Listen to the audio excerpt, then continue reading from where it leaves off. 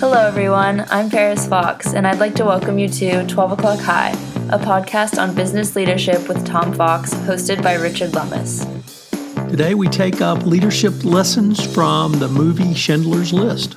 Hello, this is Richard Lummis, and I'm here with Tom Fox for another episode of 12 O'Clock High, a podcast about leadership. In these discussions, we draw what we hope are interesting lessons from our own experiences, history, business, literature, and politics to examine what constitutes good leadership and extract lessons we can use to improve our own leadership skills. Welcome back, Tom. Thank you, Richard. We're recording this in February, so in keeping with our tradition, we picked some best picture-winning films with leadership as a key theme to discuss. Today we're going to discuss Schindler's List from 1993 with Ben Kingsley, Ralph Fiennes, and Liam Neeson.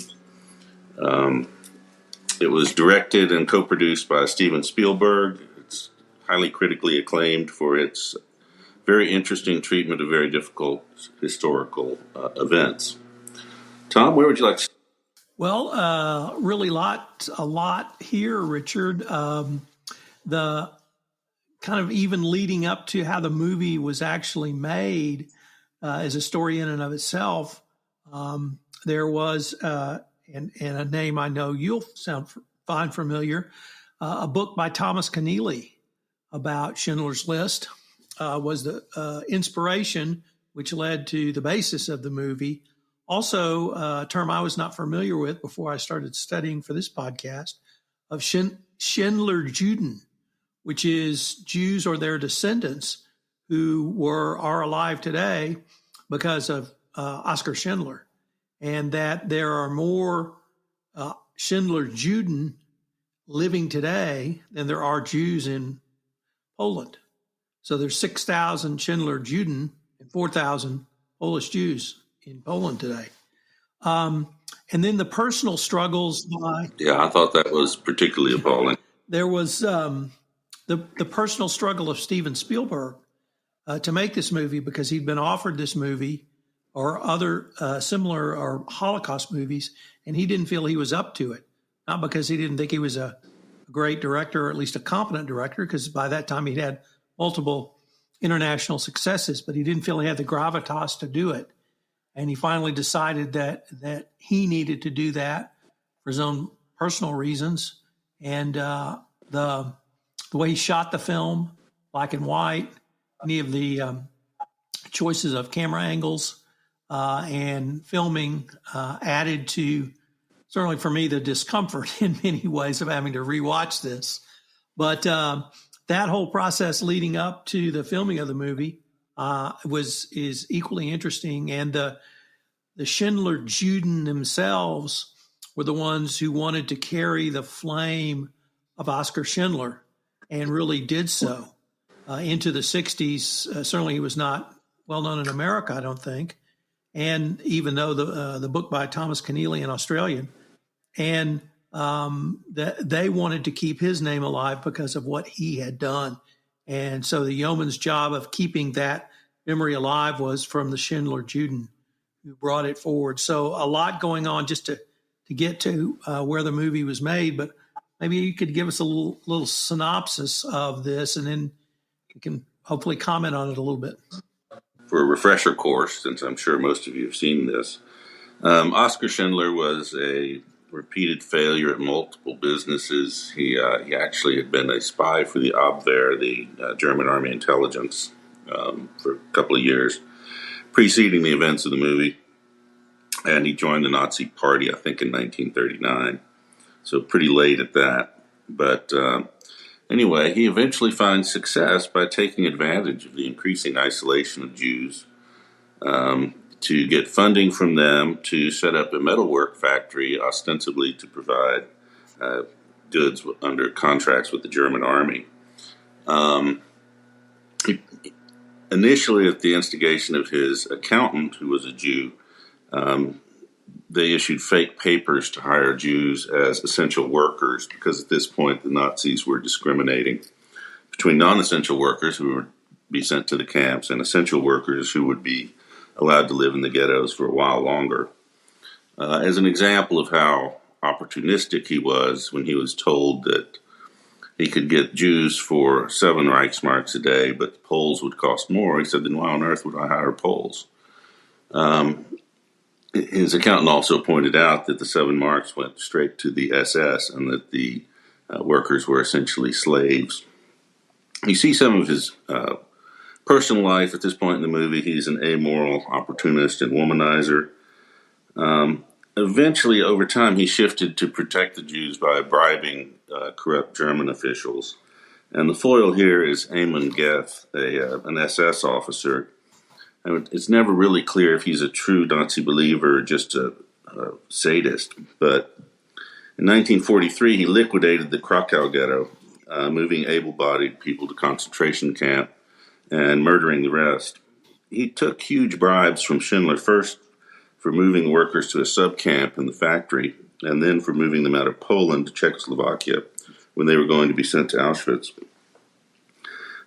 By this point, Schindler has turned and is devoted to saving as many Jews as possible, and essentially spends his entire ill-gotten fortune on bribes in order to permit the Jews to live. He managed to convince the SS not to post guards inside the factory, and he even permitted the workers to have Sabbath services in the factory. As the war ends, Schindler is forced to flee from the Soviets because he's a Nazi Party member and a war profiteer, and he breaks down thinking that he didn't do enough to save as many as he could. The workers give him a letter of commendation and a ring with a Talmudic inscription on it to help him get away, which he eventually does. His subsequent life was a failure. You find out in the afterwards that he failed at numerous businesses and his marriage failed as well. So a lot of it was filmed in black and white, and you see a lot of scenes of just wanton brutality and murder on the part of the Nazis. One of the things I thought was there is a scene where there's a little girl whose dress is red, which I thought was interesting cinematically because that's supposed to represent the turning point for Schindler when he sees her body on a stack. But that's cinema for you. I thought the choice of black and white was interesting. It made it look more historical because so much of the footage we see from that period is in black and white. But I'm not sure it didn't help distance you from some of the events. What did you think about that, Tom? That's interesting because I remember seeing this when it came out and in rewatching it in preparation for this podcast, I found it almost gut-wrenching. And for me, black and white always adds a level of discomfort, terror, unease, probably because of my love of the 30s classic horror movies. By Universal, I associate with black and white and also film noir. But I thought it really, for me, added a level of that's an interesting observation by distancing you by having black and white. For me, it always adds a level of unease. And I felt uneasy throughout this movie. Well, it does make it feel more documentary. It does. And actually, Spielberg, I think, said he decided to shoot it in a documentary style. And after he made that decision, one of the kind of follow-on decisions, almost logically, was to shoot it in black and white for that reason, to make it that way. And I think as a cinematic choice, it certainly worked for me, although it may be due to my own eccentricity. The other thing that you touched on this a little bit in your discussion of the SS officer played by Ray Fiennes, Amon Goeth. I've vacillated between an incarnation of pure evil and Hannah Arendt's The Banality of Evil. Because when I sit back and dispassionately study the Holocaust and the Nazi regime, it just seems to me it's exactly what she said. Just a bunch of bureaucrats executing a corporate strategy. And then when you see it and you hear, people being shot for no reason, good reason, no reason, bad reason, any reason, just around the campgrounds, basically. I'm not quite sure you can have much more evil than that. and certainly the clearing of the ghettos and all that entailed, as well as the treatment of Jews throughout the movie. So I'm still torn between really the devil incarnate evil or just the banality of evil, which in many ways Goth was both. Although I saw him as much more probably the incarnate of just sadism and evilness.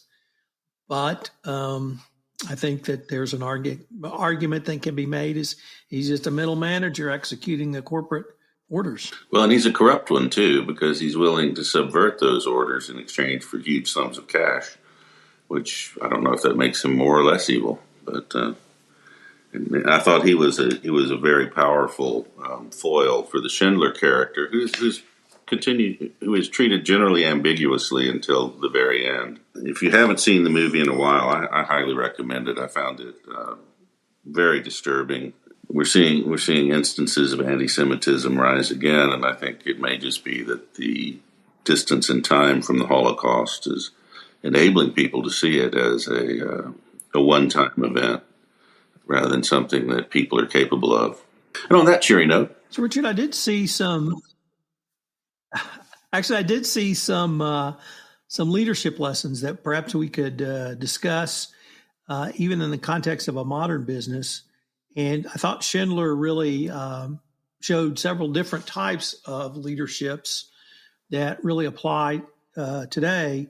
Maybe this is not a leadership lesson, but I think it's something we need to keep in mind, which is our heroes are not always perfect. And I was reminded of the play that was on Broadway, All the Way with LBJ, and it was about the passage of the Civil Rights Act. And it was a wonderful performance by Bryan Cranston as LBJ. But LBJ was a complete SOB. And to the point where at one night he gets so frustrated he curses out Lady Bird.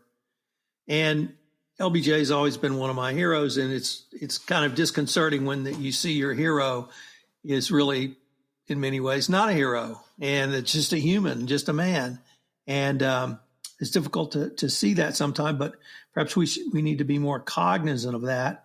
Number two is that, and I learned this from or heard this most recently in my podcast series on 9/11, and I interviewed someone who had been a junior in college in ROTC on 9/11, and he said that night he knew he was going to war.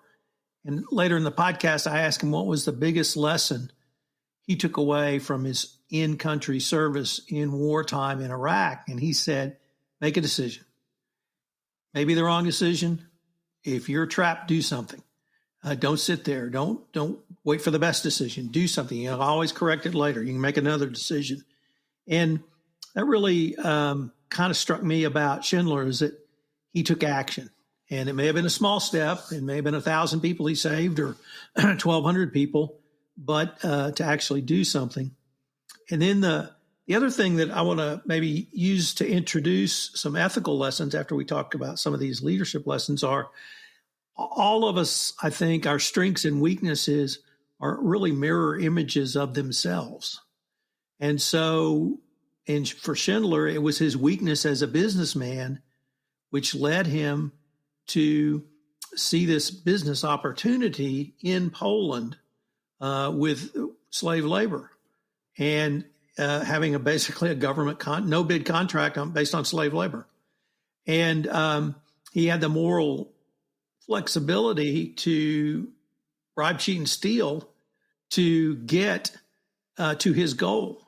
And that, so in many ways, his moral ambiguity or his flexibility led him to actually doing something that was very, very positive. So before we get to maybe any ethical lessons, any thoughts on any of those points from you? Yeah, and I think one of the other things is that he was generally fairly self-aware.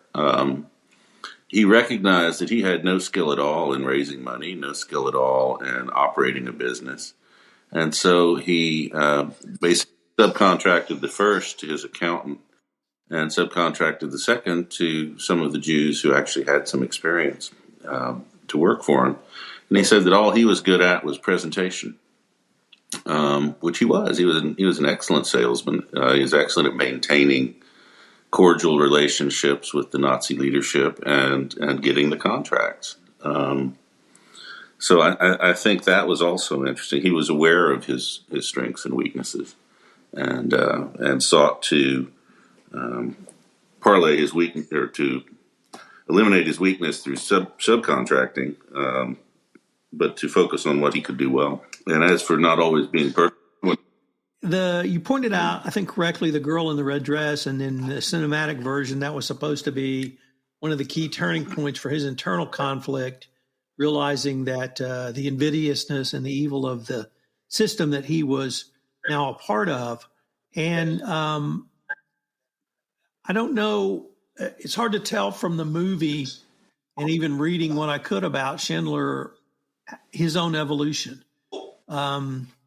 Typically you don't wake up one day and say, oh, I'm in an evil system. It's a series of steps to get you there. And I know they had to make a dramatic turning point in the movie, and that's the girl in the red dress, I think, or red coat, I should say. But he did have an internal conflict. The business he chose, I thought initially he saw no conflict with his own humanity in employing slave labor to sell to an occupying army. Although the other point, and I'm not quite sure how this works in, but I think it's something that should be at least acknowledged, is he was Czech. He was not German. He was not Polish. He was Czech. And he did join the Nazi Party in 1939. He must have been a Sudetenland German, but he was his home domicile up until at least the invasion of the Sudetenland was Czechoslovakia. And so there was some type of distance there. Then, as you also correctly noted, he used very corrupt means to achieve his goals. He basically bribed the Nazis. And it made me wonder how ubiquitous that conduct was by the occupying army. I think we both read novels or books that maybe touched on that in the background, but nowhere else did I see that as straightforward as we saw it in the movie version of Schindler's List. Any of your thoughts on any of those ethical imbroglios? We're going to have a quick word from our sponsor, and we'll be right back with more on leadership lessons from the movie Schindler's List.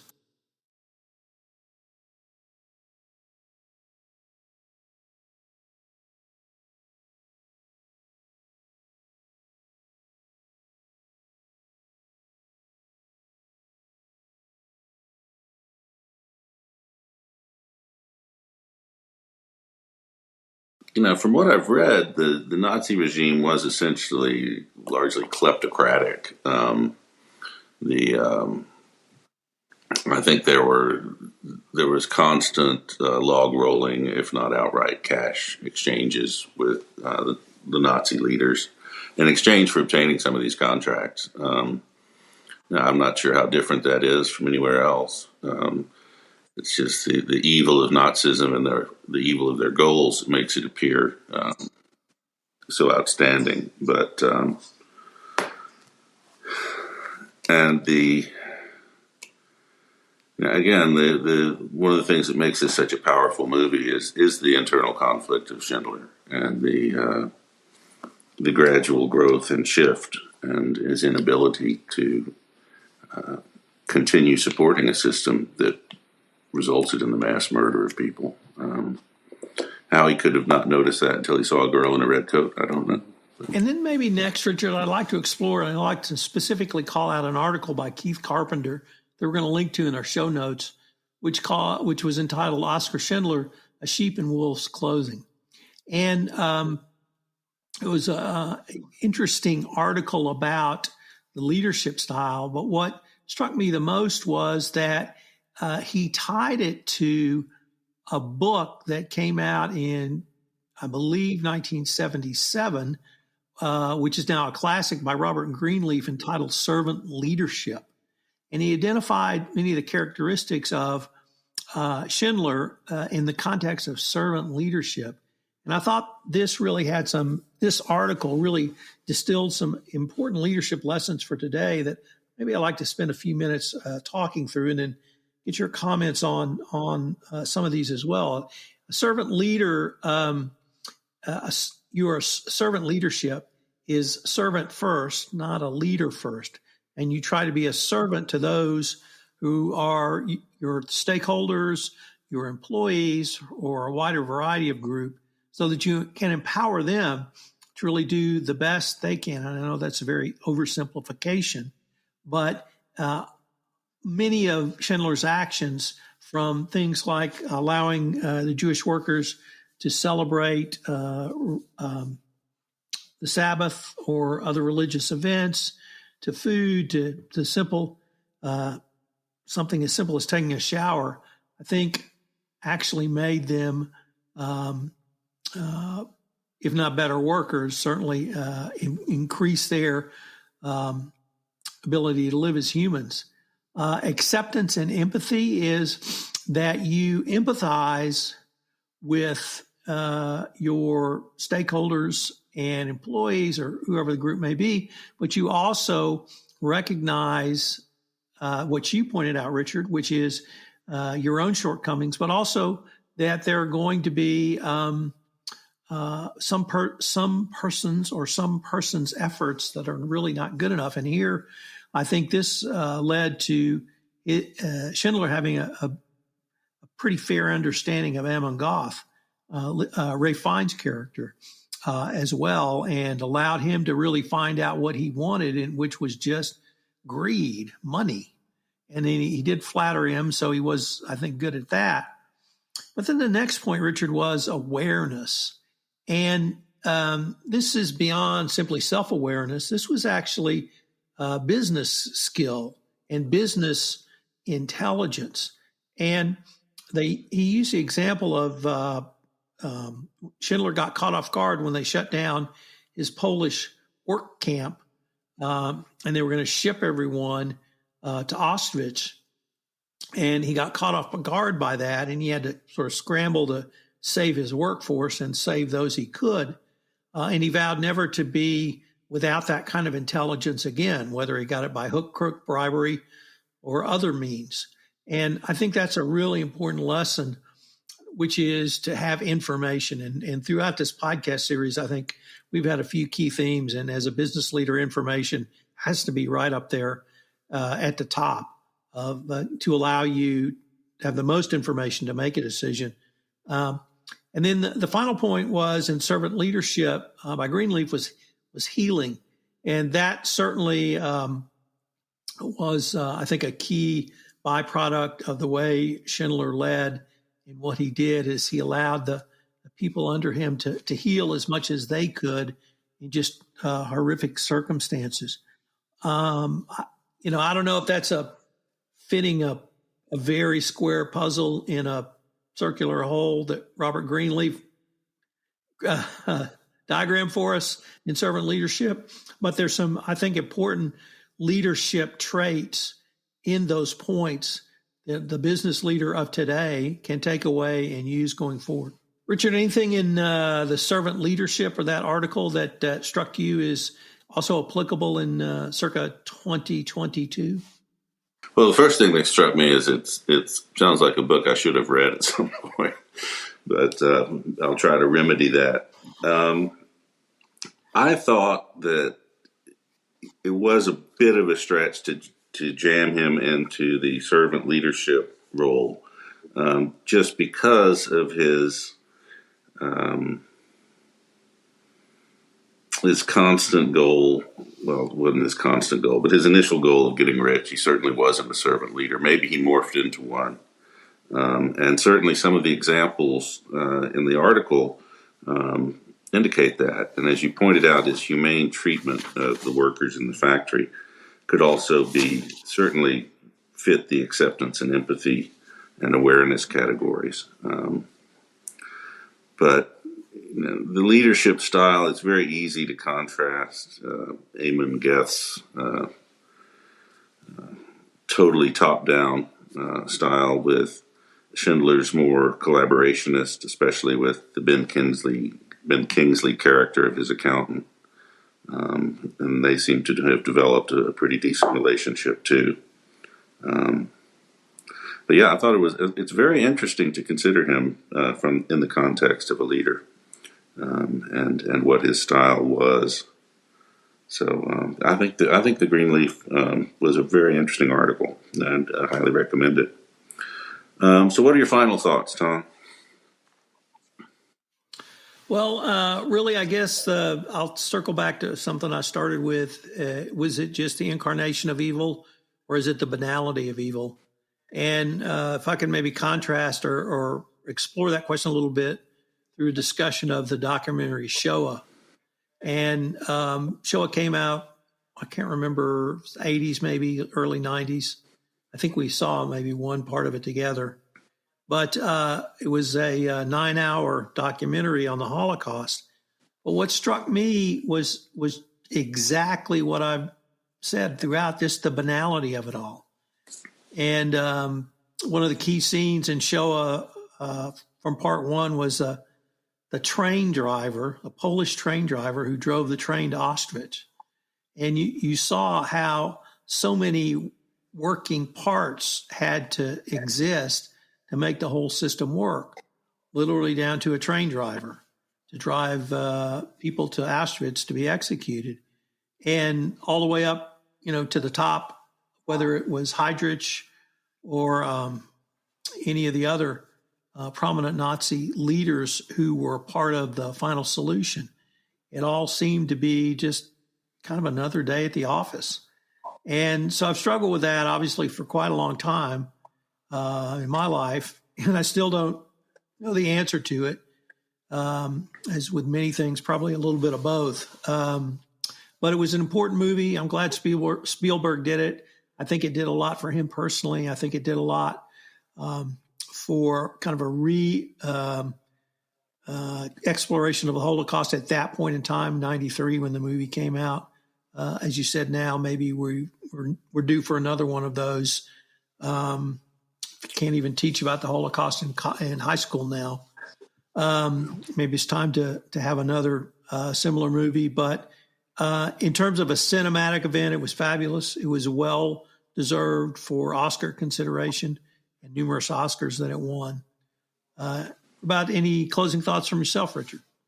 Well, I totally agree with that. And the phrase "banality of evil" has almost become cliched in itself. But the scene I remember most from Shoah was an interview with the engineer who designed the crematoria. And you could tell he was still excited at the difficult challenge of burning that many wet bodies that fast, and that he had managed to overcome that challenge in order to design the crematorium, and totally able to isolate that from what was going on.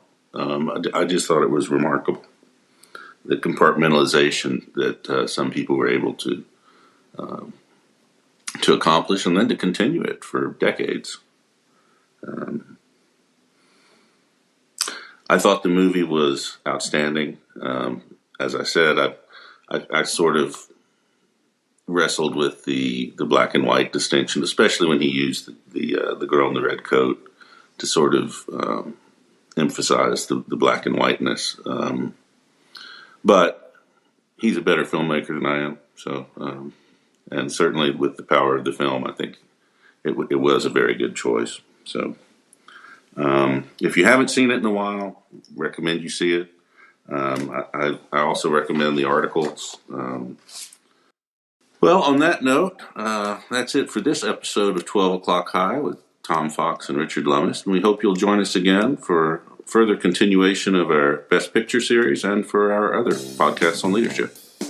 This is Tom Fox again. Thanks so much for listening to this episode of 12 O'Clock High, a podcast on business leadership where we focused on Schindler's List. As Richard mentioned, we linked to several of the resources we reviewed in preparing for this podcast, in addition to watching the movie. Over the next 4 weeks, we're going to take up 3 additional best winning Oscar pictures, including Gladiator, Platoon, and A Man for All Seasons. I hope you will check out each of these over the next 3 consecutive weeks as we continue our annual exploration of leadership lessons from Oscar-winning Best Picture movies on 12 O'Clock High, a podcast on business leadership. This podcast is a production of the Compliance Podcast Network.